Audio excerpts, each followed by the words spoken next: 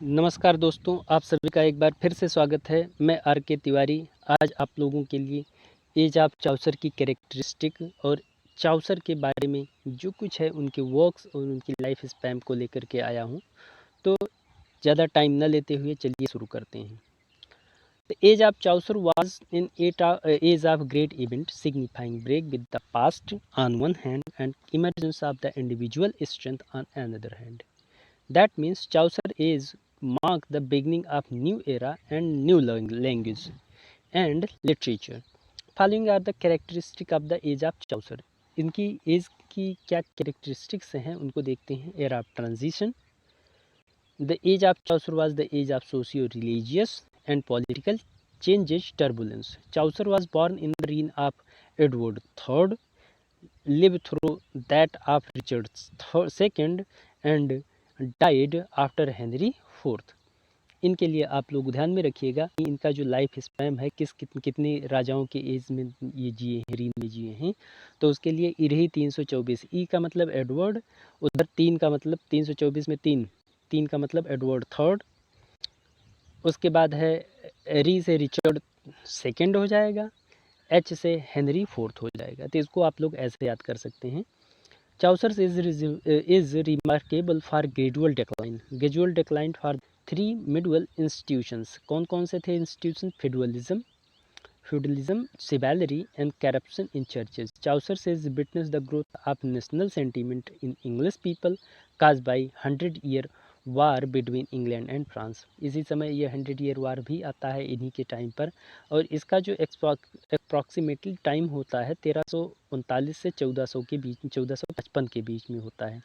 During this period the east Midland speech became the language of literary circle. उसके समय पहले जो vernacular या उसी को हम डायलेक्ट कह सकते हैं, तो उस समय ईस्ट मिडलैंड जो स्पीच थी वही लिटरेरी सर्किल की जो लैंग्वेज थी उसी को माना गया था। But in 1362 statute ordered that English would be the law of court.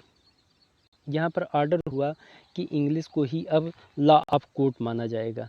ठीक है, कहाँ पर को मतलब इंग्लिश को ही लैंग्वेज माना जाएगा कोर्ट की। In period of Chaucer's English people face black death, famine caused by plague फैला हुआ था जिसको ब्लैक डेथ के नाम से जाना जाता है, जो कि 1348, 1362, 67 और 70 ये 4 बार इस टाइम आया है। जिसका रीजन ये हुई, इसका परिणाम ये हुआ कि 1/3 people of England died in this black death, in this famine. During the age of Chaucer we also see the gap between rich and poor. इस एज में रिच और पुअर के बीच में जो गैप था वो दिखाई देता है, और उसका परिणाम ये हुआ कि the poor who was suffering from the unjust law, इनके ऊपर हैवी टैक्सेशन था। As a result in 1381 peasant revolt took place, और इन सब का परिणाम ये हुआ कि 1381 में पीजेंट रिवॉल्ट हो गया। ये क्वेश्चन पूछा जाता है कि पीजेंट रिवॉल्ट कब हुआ है, जो कि 1381 है। Which was suppressed by Richard second, और रिचर्ड सेकेंड ने इसको क्या कर दिया, दबा दिया। During the age of Chaucer there was corruption in the churches of England and Lollard movement was first important opposition to Catholicism in England. Corruption था कहाँ पे, चर्च में। इनके समय में इंग्लैंड की चर्च में करप्शन था, इतना करप्शन व्याप्त था कि वहाँ के लोग ना चर्च ही सर्वे सर्वा थे। चर्च ही को ये अधिकार था कि राजा को बनाने का भी अधिकार चर्च के ही पास था। और उन सब का परिणाम ये हुआ कि वाइक्लिफ ने लोलार्ड मूवमेंट शुरू किया था। लोलार्ड मूवमेंट ये क्या है, रिलीजियस एक तरह से रिवॉल्ट था Lollard movement. In this way the whole of Chaucer period was full of social, religious and political unrest. इन सब के बावजूद, इतनी उठापटक के बावजूद चाउसर ने क्या किया कि एक इंग्लिश को एक नई शुरुआत दी, चाहे वो लैंग्वेज की बात हो चाहे वो लिटरेचर की बात हो। चाउसर की बात अगर करते हैं, चाउसर का जन्म 1340 में हुआ था। He is known as the father of English literature as poetry. English literature की बात करें या पोएट्री की बात करें तो फादर इन्हीं को माना जाता है, जिसकी मैथ्यू अर्नाल्ड ने कहा था। He is also known as the morning star of renaissance. Morning star कहा जाता है रेनेसा का। He introduce rhyme royal and heroic couplet to English literature. Geoffrey Chaucer has several official journey France Italy as a diplomat के तौर पर इन्होंने कई official journey की थी। He died in 1400 and was buried the place which be known as the poets corner, जिसको हम poets corner के नाम से जानते हैं। Chaucer's poetic career is divided into 3 periods. पहला Italian, French and English. Third है इंग्लिश।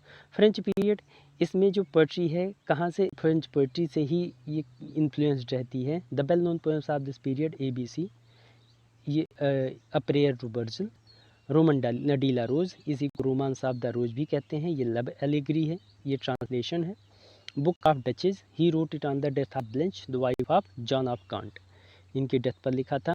उसके बाद है Italian period. During this period Chaucer has highly influenced by Italian classic light.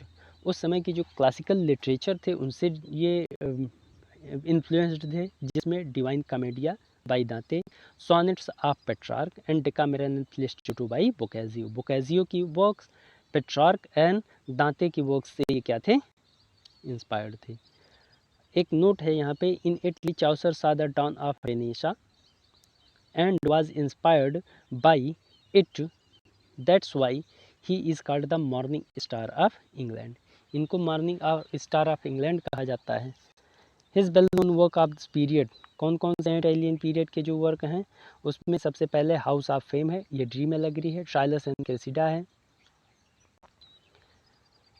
ट्रायलस and Criseyde है। It is considered to the Chaucer's best narrative work, ये सबसे बढ़िया narrative work माना जाता है with the perfect use of rhyme royal stanza. Legend of good women अगला work है।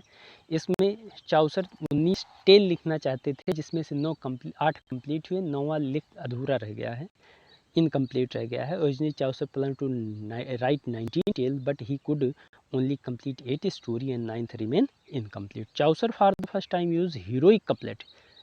Here in this work, The Legend of Good Women, Chaucer for the first time used the heroic couplet. In this works, Chaucer has also narrated the tale of Cleopatra. इसी work में इन्होंने tale of Cleopatra भी narrate किया है। Next work है English period में। अगर हम आते हैं तो in this period Chaucer completely dependent as a writer that is started writing about Englishman in English। यहाँ पर इन्होंने इंग्लिश लोगों के लिए इंग्लिश में लिखना शुरू किया। During this period Chaucer wrote the following poems, कौन कौन सी पोएम्स हैं? The former age, lack of steadfastness, fortune, gentilesse, truth. But the magnum opus, जो इनका जो मैग्नम ओपस वर्क है वो है the prologue to the Canterbury tale which is written in 1387। It is portrait gallery in which there are 29 characters who represent the various segment of the contemporary society। जो contemporary society को ही ये क्या करते हैं, represent करते हैं। ये जो कैरेक्टर हैं 29, एक्चुअल में इन्होंने जो जितने ये जो 29 कैरेक्टर हैं, सब ने एक दूसरे से वादा किया था कि जितने लोग हैं सब एक एक टेल सुनाएंगे, लेकिन सब तो नहीं सुना पाए। 24 लोग ही, 24 कैरेक्टर ऐसे थे जिन्होंने एक एक टेल सुनाया। कुल मिलाकर के 24 टेल्स वही जाकर के निकल करके आते हैं। 24 पेजेस, इसमें कैरेक्टर की बात होती है। 29 कैरेक्टर हैं और एक इन कीपर है और एक हॉस्ट है जो हॉस्ट करता है उस पूरे ग्रुप को, वो है। तो इतने मिलाकर के 20, अगर टोटल की बात होती है तो 31 including in keeper and host, there are 31 character. But if we exclude innkeeper and host, there are only 29 characters.